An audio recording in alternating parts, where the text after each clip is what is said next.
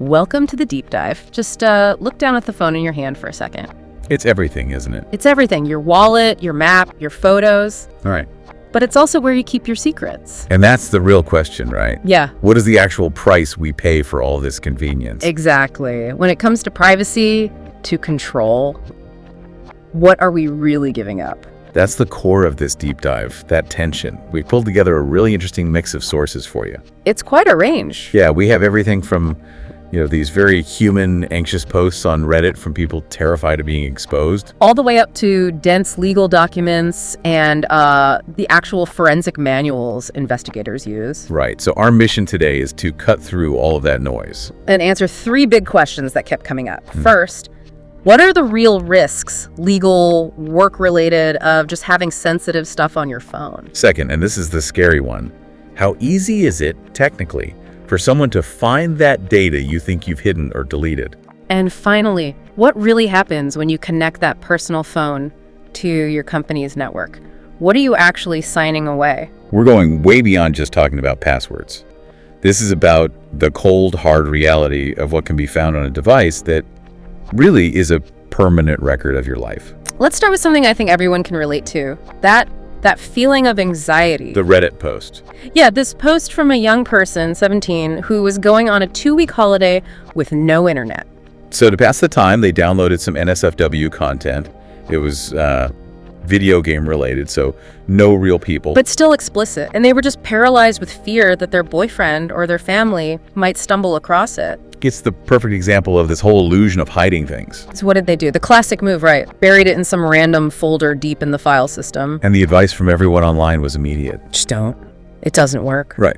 It might stop your cousin from snooping, but the second you do a data transfer or take it to a repair shop, it's all visible. There was one piece of advice in there that I think is the golden rule for everyone. They called it the stress test. I loved that. The idea is, if you would feel even a little bit nervous handing your phone to a random IT guy to transfer your data, then that content shouldn't be on there in the first place. Period. Because that's where the idea of hiding just falls apart, isn't And it? it completely breaks down. The moment you back up to the cloud or do any kind of system sync, That secret folder just gets copied and indexed with everything else. you haven't hidden it. You've just made it like a tiny bit inconvenient to find. And the sources did point to some technical workarounds for people who are, determined. Right, these private gallery apps, they disguise themselves as something boring, like a calculator on your home screen. That might fool a family member, But it does absolutely nothing for the next level of risk. which is the legal layer. And that's where the stakes change completely. It goes from, simple embarrassment to potential criminal charges. And digital privacy, it's not some unlimited right, is it? It has boundaries. It absolutely does. It operates within lines set by the law, Right. mostly to prevent exploitation. Once the authorities get involved, those little hiding apps they're totally irrelevant. So what kind of content actually gets people into legal trouble? The definition we found was surprisingly broad. It's incredibly broad. The legal standard for indecent can be anything described as filthy, lewd, improper, obscene, suggestive. Basically, the list is so long, it covers anything you wouldn't want your boss or your parents to see. Exactly. It's a very, very low bar for content to be legally scrutinized. And that bar is critical when you look at these high-risk online behaviors.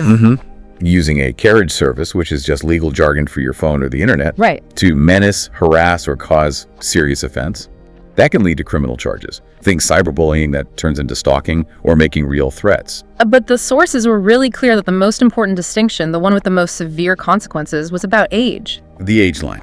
It is crystal clear, and everyone needs to understand it. So what is that critical difference? Okay, so if you're under 18, sharing certain images can still get you investigated by officials, even face police charges. And it gets more serious. It does.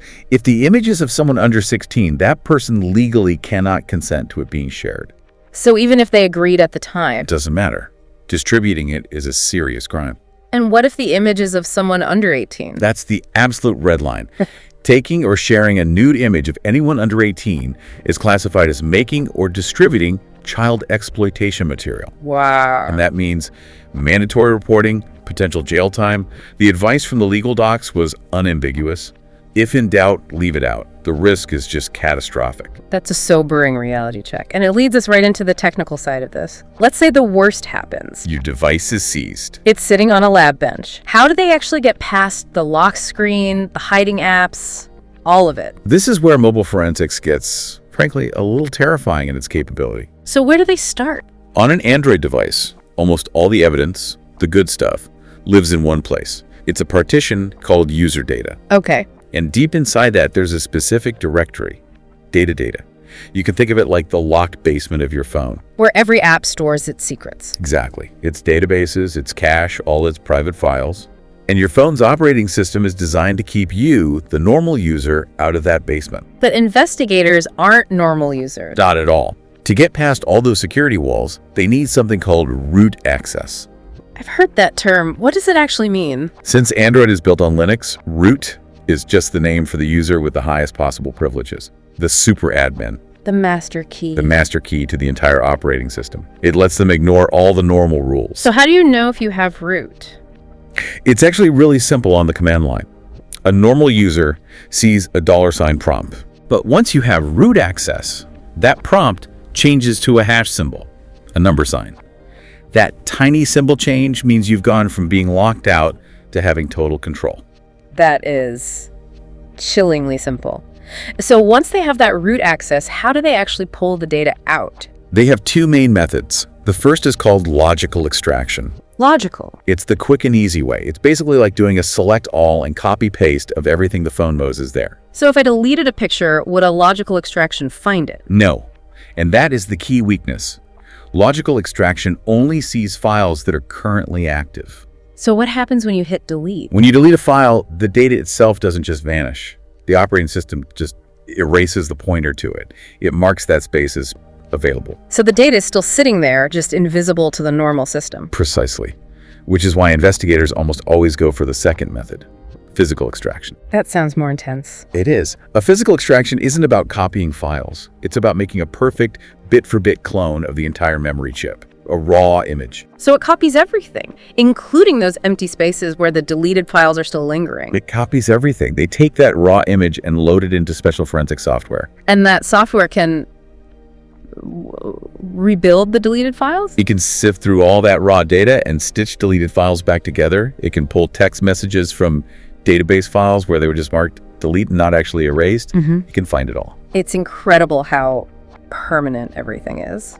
Which brings us from the courtroom right to the boardroom. The BYOD trap. Bring your own device. Right. We saw that new employee who was terrified about connecting their phone to the company network. Because of that fine print in the contract about monitoring? And the consensus in the sources was pretty clear, wasn't it? It was unanimous. Do not use your personal device for work. That contract language is standard, and from the company's view, it's necessary for cybersecurity. I get why they want control, but how do they actually take it? It's almost always through mandatory software. They make you install something called Mobile Device Management, or MDM. Like the Microsoft Company Portal app. Exactly. Installing that management profile is the moment you hand over the keys. And what can they do with those keys? Well, with full MDM, they can potentially get full control.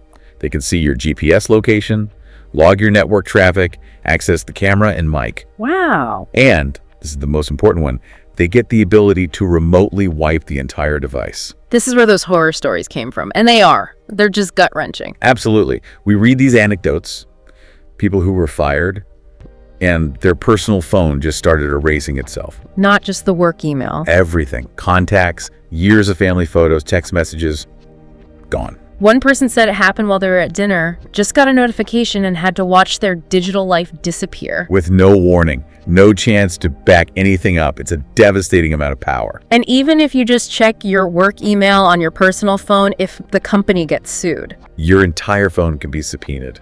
It becomes part of the legal discovery process. You lose all separation. So the advice is really what? Get a second phone. The only safe move is to have a completely separate device for work.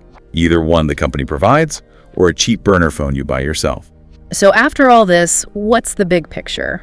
We started with the convenience of our digital lives. And we've uncovered this huge hidden cost. a near total loss of privacy and control when you're up against any kind of serious scrutiny. Your phone is in your hand, but your data is never really just yours. And the main takeaway for me is that all these technical tricks, hiding files in folders, using private apps, even just hitting delete, They're basically useless. they're completely ineffective against modern forensics or corporate MDM tools. If they can get access to the device, they can find what they're looking for. Which leaves us with a final, pretty provocative thought for you to consider. We know that even really sophisticated encryption can be broken. Because the keys to unlock it are often stored right there on the device itself, derived from things like the phone serial number. So, if rooting and physical extraction can bypass almost any security an app can put up, what's the only truly reliable security measure left? If all the digital hiding places are fundamentally flawed, is the only real safety in physical separation just never putting that truly sensitive data on an internet-connected device in the first place?